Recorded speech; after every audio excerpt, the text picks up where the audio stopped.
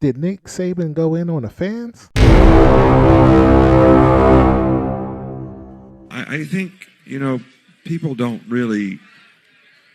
Rat poison is rat poison, and the media is always going to create it.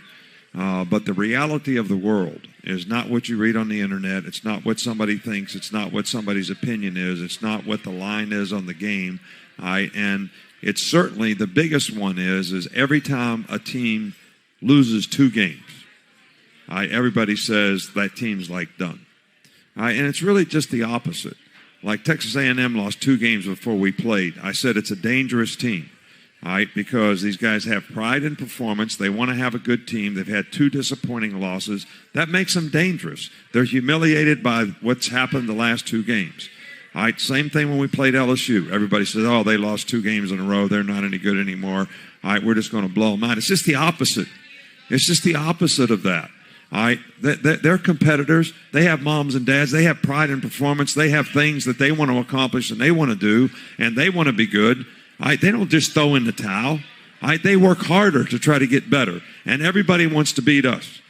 So we're going to get everybody's best game. And I don't know why people can't understand that. We're just, it's, you could say it's not fair to our players that they get everybody's best game. But they do. And they have to be able to compete through that and play over that. And it's I don't know. I mean, when I came here, everybody was happy to win a game.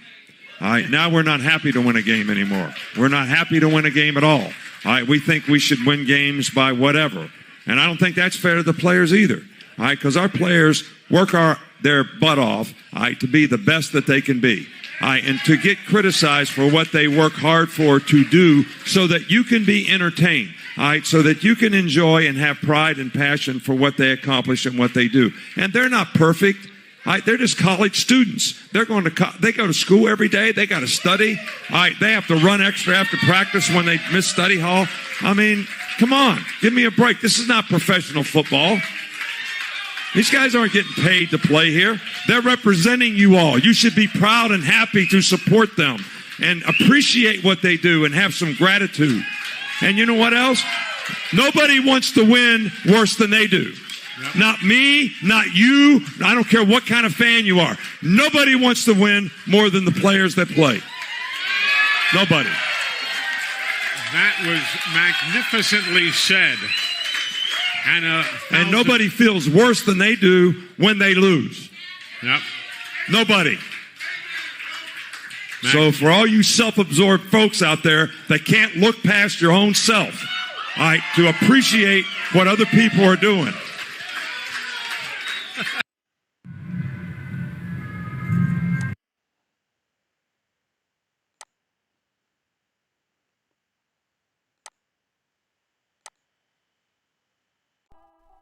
Thank you for coming back. This is Josie Sports Nation. I definitely respect the Josie Outlaws out there. You are appreciated. What I want to talk about today is Nick Saban going in on fans about the Alabama football team. Roll Tide. Now, I have to agree with Nick Saban on this. I don't think he should go after the fans on it, what he was saying, because his team was not prepared. That's what it was. The team was not prepared to play Auburn, and they won a game that they should not have won. They went to multiple overtimes, and some people argue that they don't like the way the overtime system is in college football, but I think it's exciting. First off, in my opinion, don't get to the overtime format, because you have times where you can win the game during the game and you made mistakes. So I digress. However, he does have a point of fans getting complacent. That's the only thing about having a culture of winning where people expect it. Now, I am a Pittsburgh Steelers fan, and I had a conversation with one of my friends about this. We were talking about it, and I'm like saying that Pittsburgh need to step up. They're not playing as good. And one thing he said to me is, you have to understand, I am a Washington Redskins fan, where I guess it's Washington football team now. And they never won, really, in years, since like 1992 when they had Mark Ripken. That's a long time. That's like 30 years of not winning the Super Bowl. And I had to think about it. Like, yeah, we did get spoiled with the Pittsburgh Steelers because we were the city of champions. In the 70s, we won 4. And then we win 2 with Ben Roethlisberger in that era, with the great team we had with Polamalu and Hines Ward and those guys. So you do get complacent and thinking every year you can win the championship, but sometimes being 9-2 is a good year. But when Alabama, who's been dominating since when Nick Saban been coaching, they've been dominating sports. They're arguably the best organization in college football. So when they underachieve, and he's right, they have to deal with everything everybody else do. They have to go to class. They have to study. They're still kids. They're still 18 to 21 years old.